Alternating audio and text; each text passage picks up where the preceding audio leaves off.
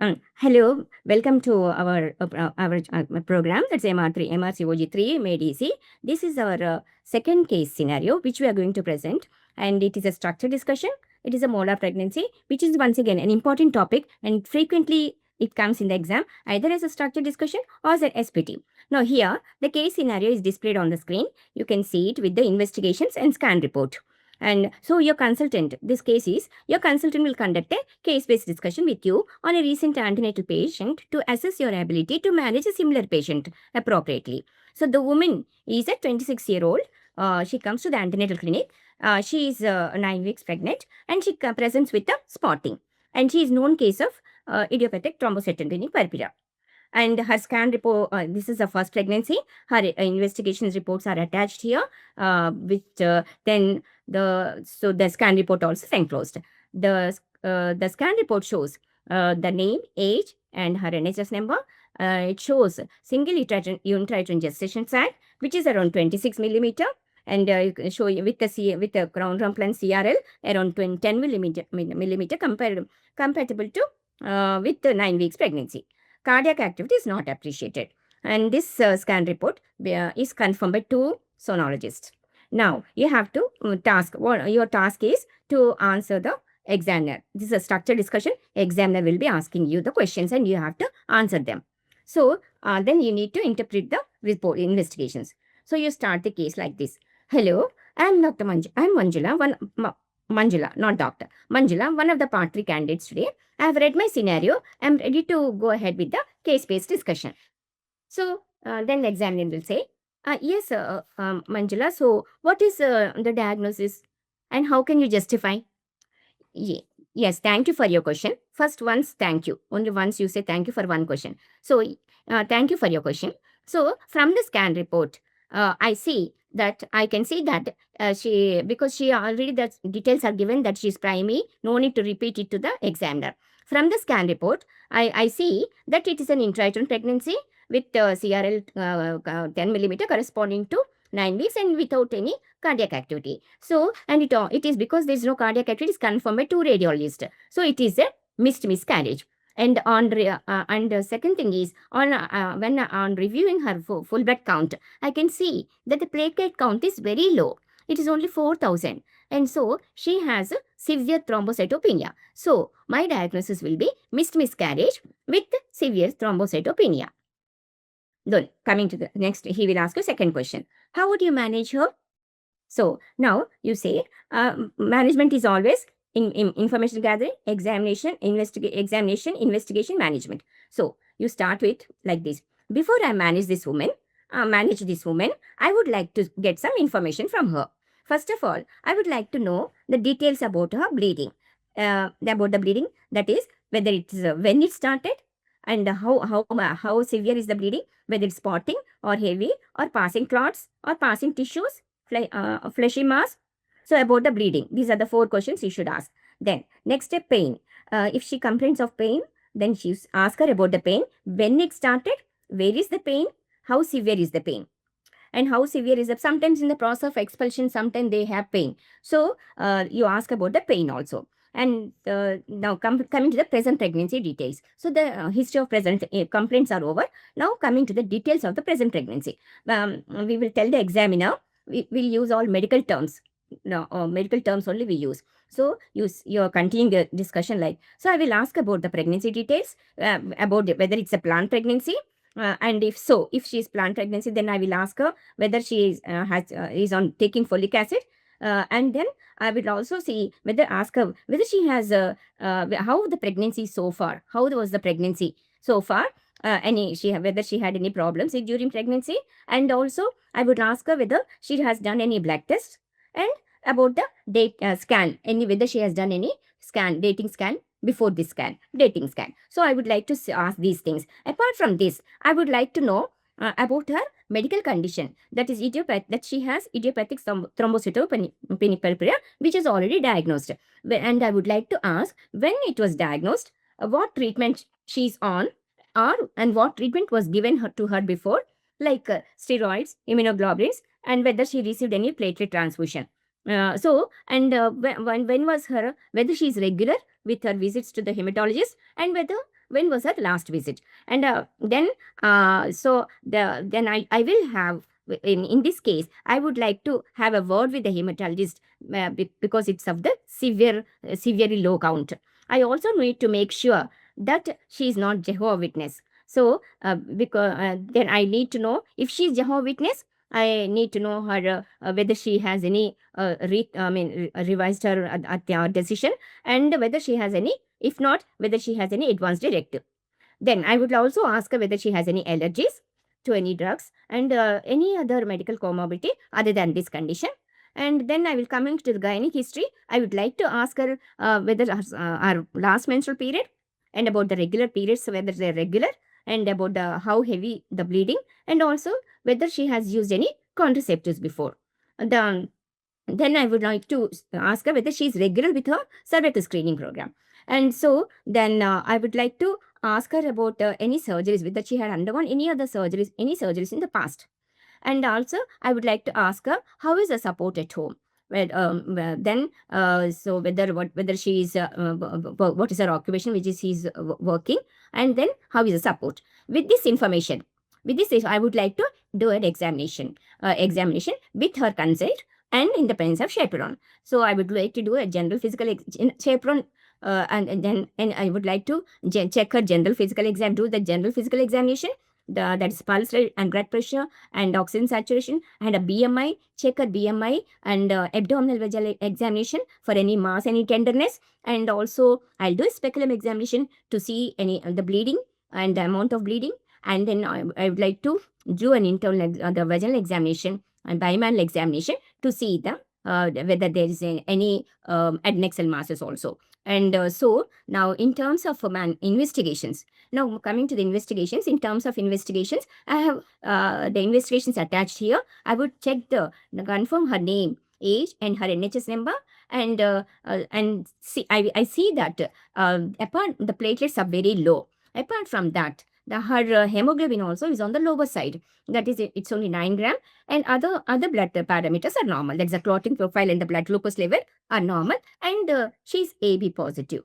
So then in terms of management, now coming to the management, I'll explain sensitively to the patient, because this is a miscarriage. So with empathy and sensitively, I would like to explain to her that about her management of this condition, that is the management of the miscarriage and also management of the thrombocytopenia. Then I will tell her that there are 3 types of modes of management. One is expected, then the medical treatment, and the surgical management. I would like to explain the risk and benefit of each to her, and also explain that tell her that with the medical management and with expected management, there can be unpredictable risk of bleeding, and also it takes time. So it is because so better option would be in her case is surgical management because of her medical condition, the platelets be very low. So first of all, I would like to offer her admission, and then she, with an multidisciplinary team approach, then get her urgent urgent review by the hematologist, and who will see her, review her, and then stabilize her, and decide about the decide about giving steroids, immunoglobulins, and platelet infusion. I will inform my consultant also, and once the patient is stabilized, with her consent, we can consider a surgical procedure.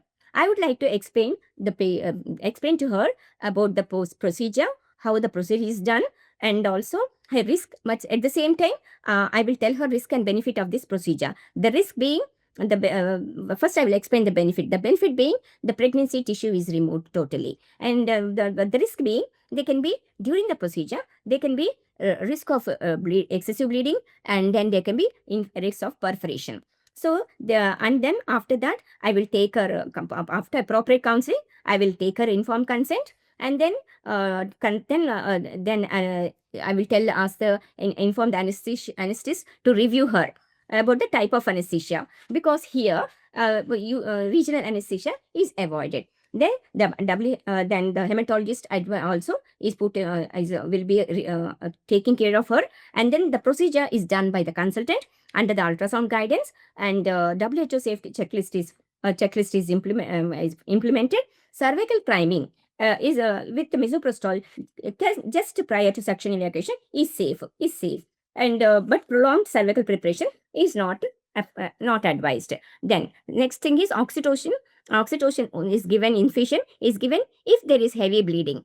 And after senior input, see, we get a senior input, then we go for oxytocin infusion. Then post-operatively, after the procedure is over, then once she stabilized, the products will be sent for histopathological examination. Post-operatively, she will be shifted to the post-operative and managed accordingly following the enhanced recovery program.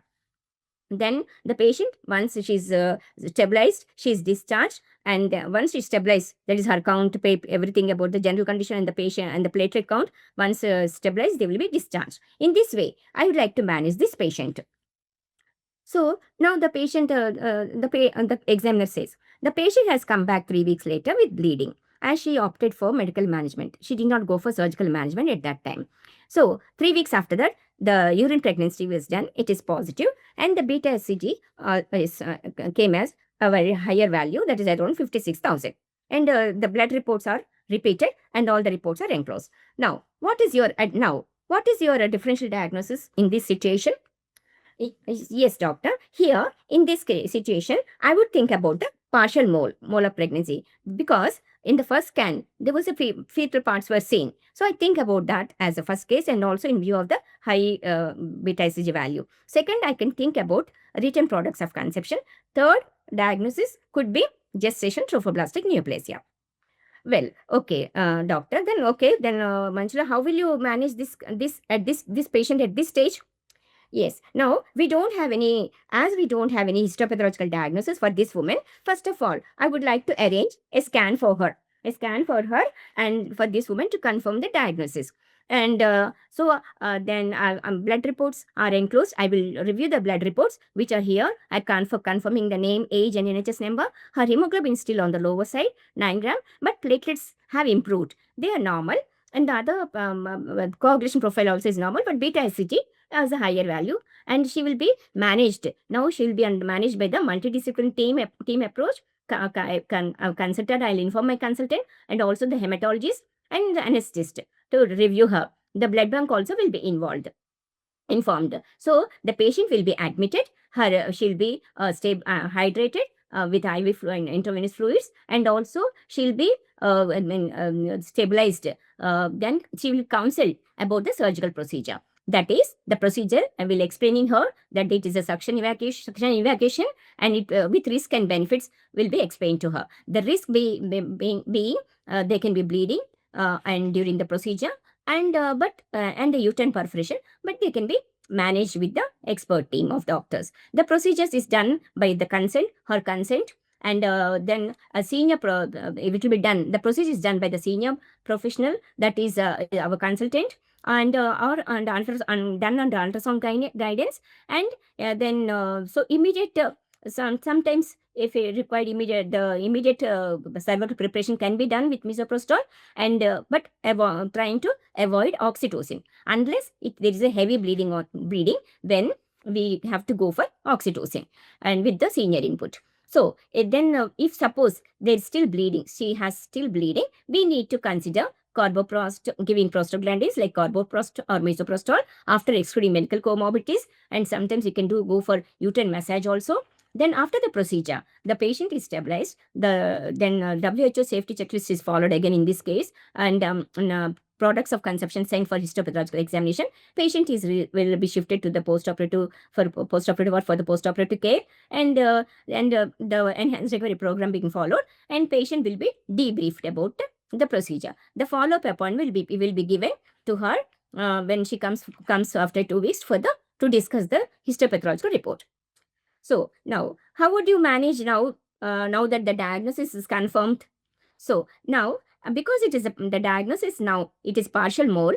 So now if she will be registered with gestation trophoblastic disease centers, we have 3 centers in UK. The follow-up for her follow-up will be arranged according to the new Royal College guidelines. Once beta HCG becomes normal, that is, we need 2 normal values 4 weeks apart. If both are negative, follow-up is complete in partial mole. she should be advised not to get pregnant till the follow-up is complete. All the coming to the contraception, she'll be advised about the contraception. That is, all the contraceptives can be advised except intrauterine contraceptive device because of the risk of perforation of the uterus. The patient is counseled about the recurrence which is quite low. This is 1 in 100. She should be given about the written information leaflet and connected to the support group because this is something which can affect her mentally. So she will be connected to the support group. Then red flag signs. At the time of discharge, we will need to tell her about a few symptoms when she need to come and immediately consult. So that will be whenever she develops a persistent, if the bleeding is persistent or irregular vaginal bleeding, then or she develops any short dyspnea, or that's respiratory symptoms or neurological signs symptoms, then she'll be given the 24-hour emergency contact number when she will come and attend. So this way we will manage this patient of a partial molar pregnancy with medical condition, that is idiopathic thrombocytopenic purpura. Thank you for your times.